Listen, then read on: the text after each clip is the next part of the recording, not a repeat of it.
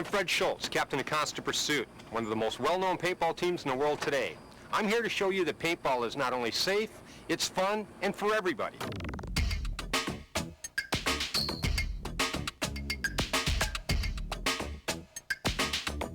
Don't be intimidated by the game of paintball. It's fun, safe, and anyone can play. All you need is a set of basic equipment available at any good rental field. This is a standard paintball. It's 0.68 inches in diameter and has a gelatin covering with colored liquid inside. Although there are many types of paintballs on the market, it's important to pick a quality paintball that's designed to shoot straight and stand up to the rigors of storage and tough playing. As the game of paintball developed, so did the basic gun used to play the game. Today, there are 3 basic designs used on most fields and easily available to the average player. The smallest paintball markers are the pistol types. Pistol paintball guns operate with small CO2 cartridges and hold between 10 and 12 paintballs. The second type are the pump action guns. They have a longer barrel length, larger CO2 bottles, and they hold a hopper that is capable of carrying more paintballs into the field. When the pump is pulled back, a paintball from the hopper loads into the barrel. Pulling the trigger allows CO2 to enter the chamber and propel the ball out of the barrel. The third type of paintball gun is a semi-automatic. They are similar in design to the pump-action guns, but do not require any motion to load the paintball. As you can see, they are capable of firing many more rounds than a pump gun. One of the most exciting parts of playing paintball is the ability to personalize your gun with accessories and add-on items that suit your style of play. Paintball hoppers come in many different sizes. Some players like to keep their gun light, while most professional players use the largest hoppers available. Air systems also come in many variations. Most markers use a large steel or aluminum bottle capable of shooting more paintballs than the smaller CO2 cartridges. The larger bottles can be filled easily at any good paintball field or store. Another item that's important to have is a squeegee.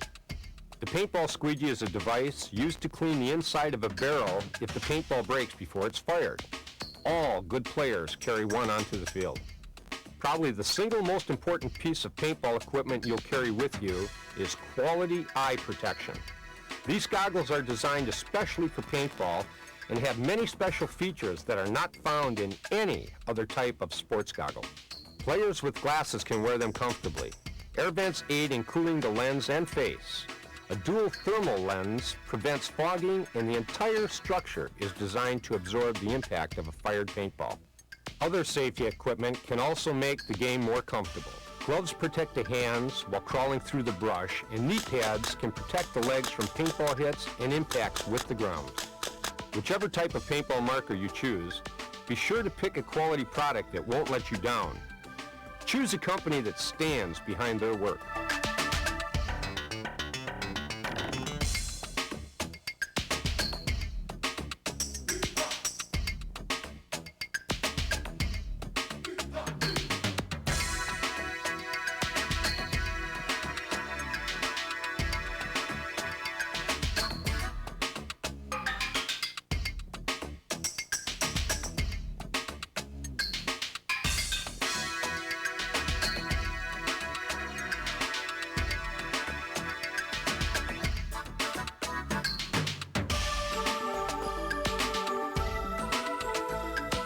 Here we are at the start of our very first paintball game. But before we get going, here's some very important rules you should follow.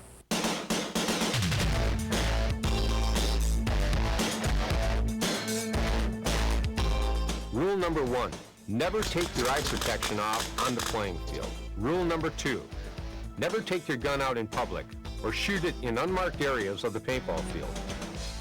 Rule number 3, always keep your barrel plug in until the game starts and when you're not playing.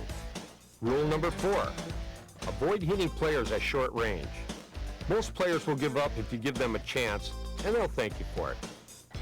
Rule number 5, when you are hit, walk off the field in silence. Rule number 6, remember to follow any special safety rules that each field may have.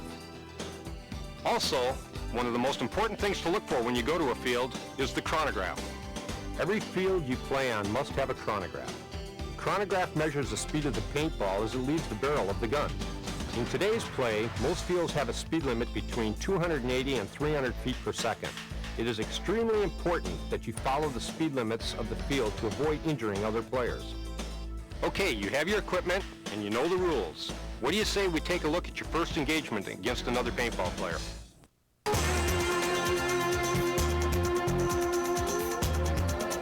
Player 1 and Player 2 have sighted each other in the brush. They start shooting at each other. Player 2 is hit. He feels it, looks to confirm it, and yells, "Hit!" Hit! Player 2 stands, puts his barrel plug in, and walks off the field. That's all there is to it. Notice that Player 2 actually turned to make sure the paintball broke when it hit him. Be sure to look or feel around to make sure that the paintball broke, because even if it didn't break and you yell "hit," you're still out of the game.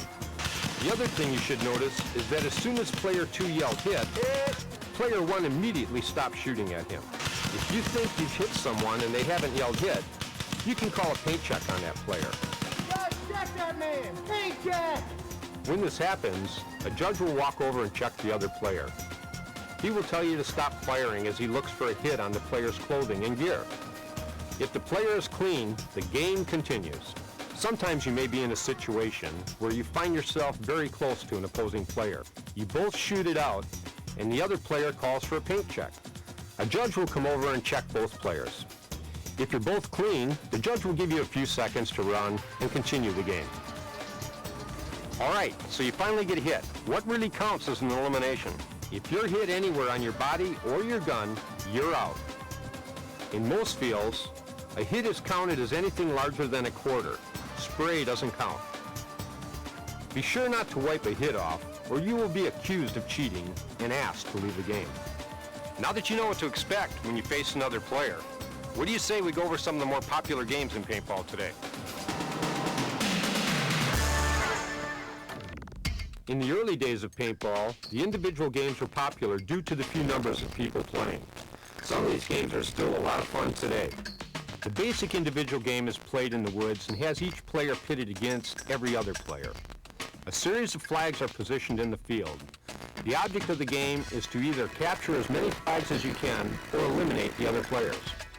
One way to win is to wait in ambush and eliminate the other players as they go for the flags. If you're lucky enough to get a few flags, be careful. If you get tagged, you have to give them up to that player. A variation on this game has no flags at all. The entire game is nothing but a free-for-all. When you get hit, you leave the field, check in with the judge, and enter the game again. After about 20 minutes, the winner is the player with the least hits. Probably the most common game you'll play at most fields will be the team game, and the most popular team game is Capture the Flag.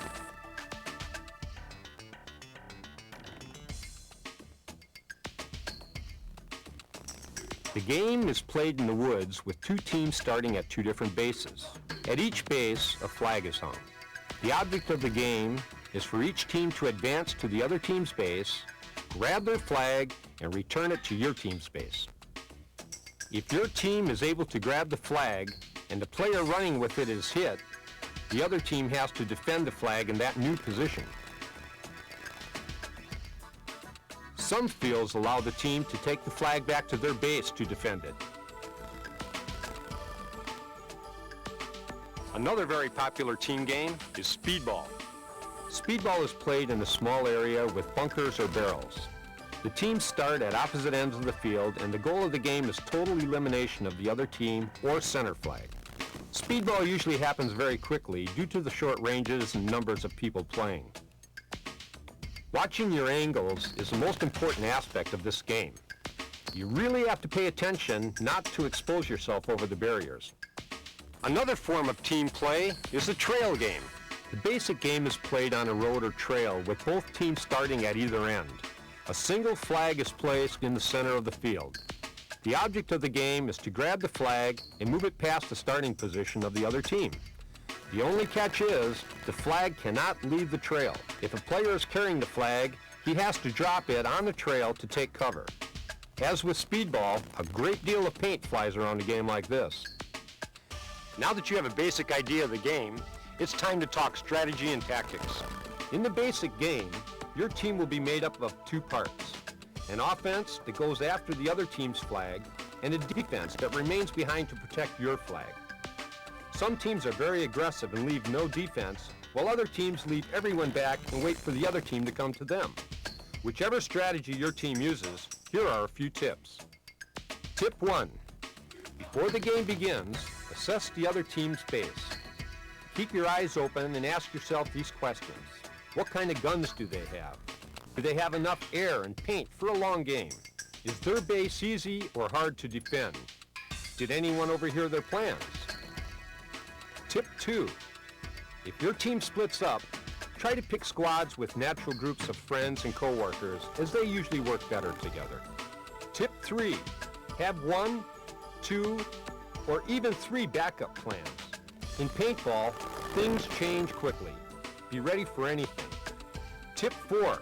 Communicate with your team members. It's natural to be as quiet as you can, but the reality is you have a better chance of winning if everyone is communicating during the game.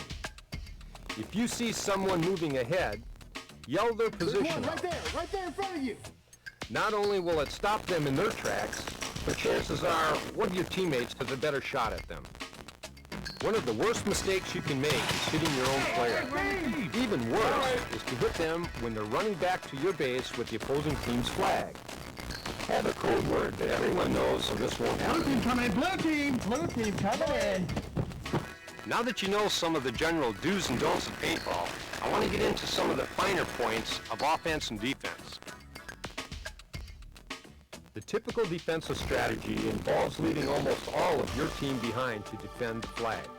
The goals of the team are to 1. Keep the other team from reaching your flag. 2. Hit as many of the other team's players as you can. And 3.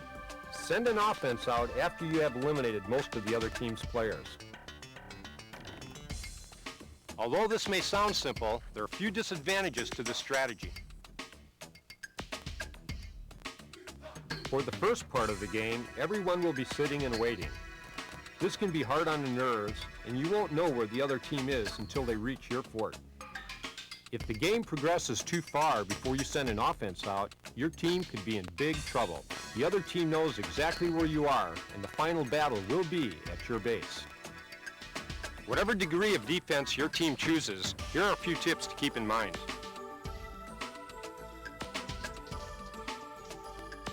1. Find positions where the defending players can see the flag. Sometimes a player will defend their position to the end, just as their flag is being taken behind them. 2. Find defensive positions with overlapping fields of view. When the opposing players approach, you can catch them in a crossfire. 3. Move away from the base for your first defensive position and have 1 or 2 backup spots that are closer to the base. 4. Avoid moving around in the base. By standing and walking around, you're telegraphing your position and the number of players to the other team. 5. If the terrain permits, send a couple of players out to scout the approach of the other team. They may be able to tag some of them as well as give you an early warning of their approach. Now let's talk about team offense. Some of your basic goals are: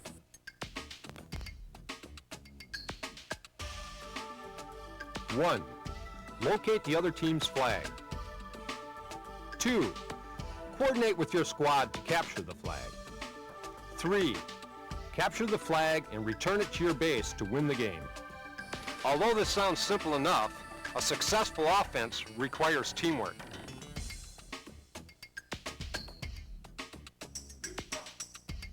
1. When moving, try to keep visual contact with the members of your team. Security in numbers gives you the confidence to move. If you know someone is watching your back, you can concentrate on moving forward. 2. Do not bunch up into groups. As soon as a squad groups together, they become easy targets. 3. When moving, move 1 player at a time. A well-organized squad can move through any area with confidence.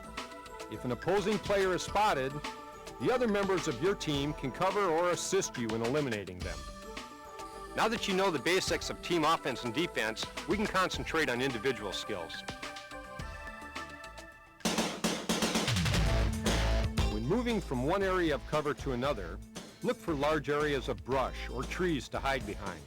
Stay low and do not stop in any open areas. Avoid natural lines, paths, and perfect hiding places for the opposing players. Evaluate overgrown areas that allow for watching the terrain and protecting you from paintballs. Take advantage of rough terrain, hills, or swampy areas the opposing team would avoid. Stay out of direct sunlight and try to keep the sun at your back. It will then be much harder to spot you. Always assume you are being watched. If you're moving and you spot an opposing player, just freeze. The human eye is drawn to motion and chances are good they won't see you. Wait for natural background noise before moving. A passing plane, a brisk wind, or the sound of other players firing will cover the sound of your motion. Now let's talk about the key to good paintball, the skill of engagement. Whenever possible, work with at least one other player when closing in on the opposition. Here are two classic maneuvers you can use. The crossfire technique works well against one or two opponents who are in similar terrain. You and one other player are separated but still in visual contact. One player engages the target player and attempts to keep his attention focused. At the same time, the other player is moving into a better position and hits the target player. Although this seems simple enough, the key to making this work is to keep the attention of the target always focused on the shooter. This may even mean standing or making yourself an easier target. The other key is for the moving player to keep his eyes open for opposing players doing the same thing to you. The second technique is called the low man approach. In this maneuver, a single opposing player is in a well-hidden area pinning down a group of your teammates. While your team lays down cover fire, one player gets down and begins to crawl towards the hidden opposition. Overhead, his teammates continue to fire and yell directions. At the right moment, the player crawling pops up, spots the target, and tags him. The key to these techniques is teamwork and trust. But here are a few individual techniques that will help you in any situation.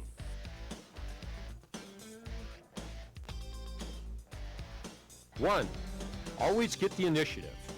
If you shoot first, you're forcing your target to respond to you by ducking and staying low. These split seconds will allow you to move closer or cover the movement of a teammate. 2. Keep shooting. The more paint you fire, the better your chances are of hitting your target. 3.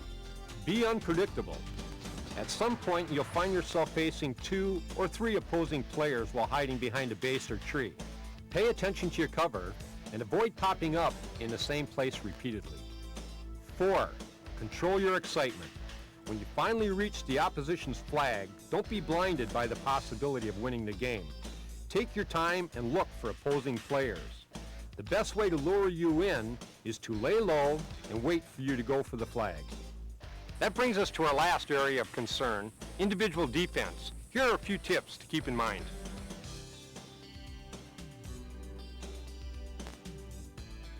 1.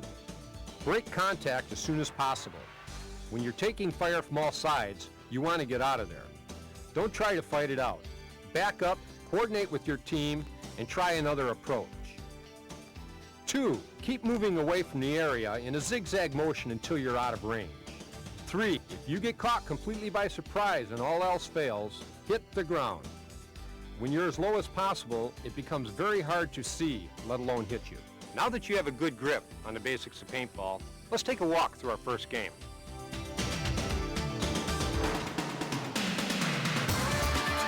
You're ready to play your first game of paintball. You've got your gun and you're on a team getting ready to go out. As you walk out to the field, you take a quick look at the other team. It looks like they all have semi-automatic guns with plenty of paintballs. Now you're inside your fort. Since this is your first game, you and a couple of others will stay behind to defend the flag. Your captain is also staying and explains Plan B.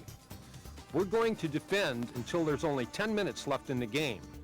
If the offense doesn't come back, we're going out to get the opposition's flag. All right, the game is about to start. You stand with your team until the whistle blows. There goes the offense. Now you have to find a good defensive position. You move out a little, keeping in mind the flag is still behind you. On your right, you can see another defensive player covering the same area. Now you wait, watching ahead for any movement or sound. Sounds like a big paint fight up ahead. It's probably your offense against theirs. It stopped. Get ready. They'll be coming soon. There he is. Line up. Fire. You got him. Hit. Okay, everything looks good.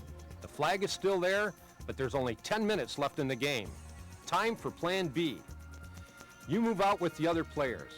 Everyone spreads out and moves quickly. There it is, the opposition's flag. Don't be hasty. Take a look around and make sure the area is clear. There's one up ahead. A defensive player is hiding near the flag. You motion to your teammate to move around on him. Now you start firing to keep his attention. Boom! They got him. Now you go. You got the flag. Now get it back to your base. You did it! You won the game! As you can see, paintball is fun for everyone. So always remember, play hard, play safe, play fair. This is Fred Schultz from the Brass Eagle Corporation saying I'll see you on the field.